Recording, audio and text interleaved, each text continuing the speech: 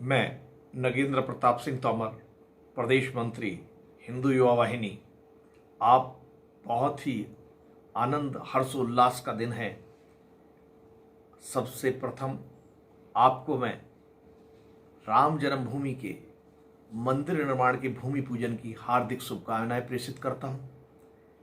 और ये हमारा सौभाग्य है कि हम अपने इस वर्तमान स्वरूप में, वर्तमान शरीर में, वर्तमान आंखों से राम मंदिर के निर्माण को होता हुआ देख रहे हैं।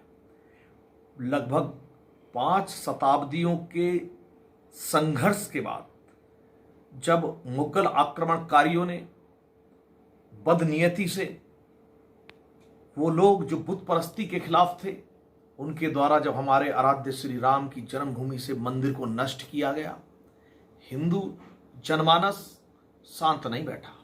निरंतर लगातार उस जन्मभूमि को प्राप्त करने के लिए, वहां भव्य श्री राम का मंदिर बनाने के लिए संघर्ष करता रहा। उसमें केवल राजा महाराजा ही नहीं, आम लोग, आम जन, चाहे वो अनुसूचित जाति के लोग हों, चाहे वो पिछड़ी जाति के लोग हों, चाहे वो स्वर्ण जाति के लोग हों, चाहे वो वनवासी हों, चाहे वो गिरिवासी हों, सब ने संघर्ष किया। यहां तक कि गुरु नानक देव जी, जो अपने सिख वंश के लोग हैं, ऐसे गुरु तेग बहादुर जी ने भी उसको आजाद कराने का प्रयत्न किया। लेकिन इतने सारे 5 शताब्दियों के संघर्ष के बाद, लगातार निरंतर संघर्ष करते रहने के बाद, हमें आज ये दिन, ये सौभाग्य हमें प्राप्त हुआ है। हम बहुत सौभाग्यशाली हैं। हम अपने उन महापुरुषों को, अपने पूर्वजों को, उनको हम धन्यवाद कहना चाहते हैं कि जिनके संघर्ष की वजह से आज हमको ये दिन देखने का सौभाग्य प्राप्त हुआ। इसके पीछे गुरु गोरक्षनाथ पीठ का भी एक बहुत बड़ा हाथ है। आप जानते ही हैं कि नाथ संप्रदाय हमेशा से जहां धर्म की शंखनाद करता रहा है, वहीं धर्म और देश की रक्षा के लिए वो शास्त्र के साथ साथ शस्त्र उठा करके उसे चलाने से भी पीछे नहीं हटा है। और उसी के कारण से लगातार नाथ संप्रदाय राम जन्मभूमि को आजाद कराने के लिए और वहां पर भव्य राम मंदिर के निर्माण के लिए निरंतर संघर्षरत रहा। मेवाड़ राजघराने से संबंध रखने वाले अपने महंत दिग्विजयनाथ सिंह जी, जो कि गोरक्षनाथ पीठ के महंत हुए, उन्होंने इस कार्य को और बल प्रदान किया। उन्होंने अपने योग और तप के बल पर उस बावरी जो ढांचा था, उसके अंदर प्रभु श्री राम लला की मूर्ति को विराजमान करवा दिया और निरंतर उसके लिए संघर्ष करते रहे।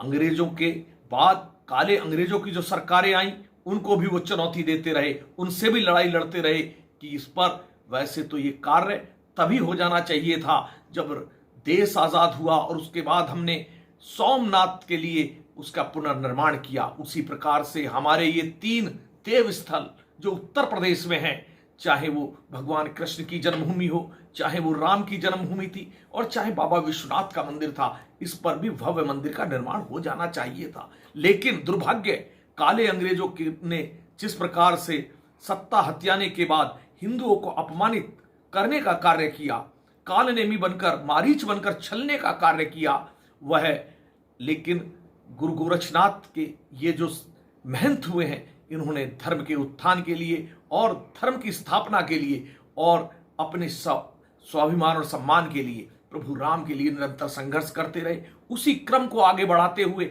महंत अवैधनाथ जी ने इसे जन आंदोलन बना दिया और जब उनके हाथ में नेतृत्व आया, उन्होंने सभी लोगों को, सभी जनमानस को, भारत के सभी लोगों को जोड़ करके इस संघर्ष में मुख्य भूमिका निभाई।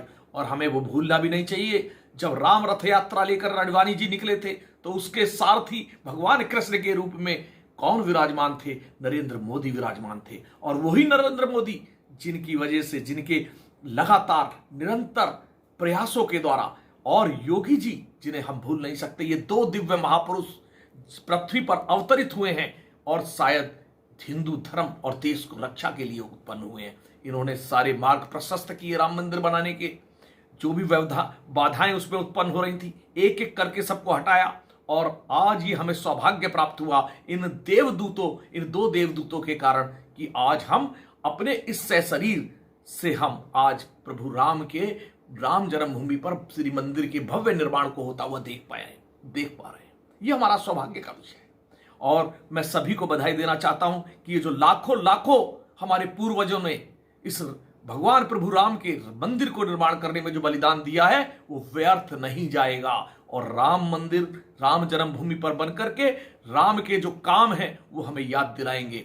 राम अगर अयोध्या में ही रहते, केवल राजा के रूप में रहते, तो शायद वो राजा ही रह जाते। लेकिन जब 14 वर्ष के वनवास के लिए जब वो निकले और उसके बाद उन्होंने, चाहे वो हमारे निषाद राजगुरु हो, चाहे सबरी हो, चाहे वन में रहने वाले वानर हो, उन सबको साथ लेकर के जिस प्रकार से राग और देश को मिटा करके प्रेम भावना से कार्य किया है और एक समाज को एकजुट करने का प्रयास करके सारे दुष्टों से संघर्ष करने के लिए उनको एकजुट कर दिया, ऐसे प्रभु राम के हमें उन कार्यों से उससे हमें प्रेरणा लेनी चाहिए। आज के समय में प्रभु राम के नाम से भी बड़ा प्रभु राम का काम है और ये इन दोनों देवदूतों ने करके दिखाया है और निरंतर मैं आशा करता हूं भविष्य में ये सूत्रपात हो गया है।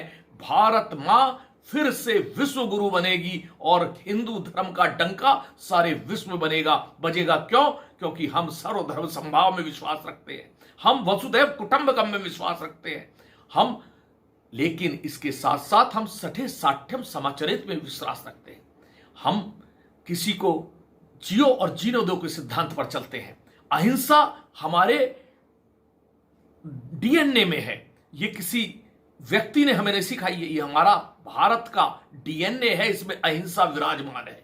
लेकिन कोई अगर हिंसा करता है समाज को नष्ट करने के लिए तो उसके लिए प्रतिहिंसा हमें करनी ही होगी। और इसलिए मैं फिर आज, क्योंकि आज पुण्य दिवस है, इसलिए एक बार पुनः सभी को श्री राम जन्मभूमि की पुण्य भूमि पर भव्य मंदिर निर्माण के भूमि पूजन की मैं आप सभी को बधाई देता हूं और आशा करता हूं कि मां भारती के इसको सम्मान को हम ऊपर उठाएंगे और प्रभु राम से प्रेरणा लेकर सारे हिंदू समाज को एकजुट करने का प्रयास करेंगे।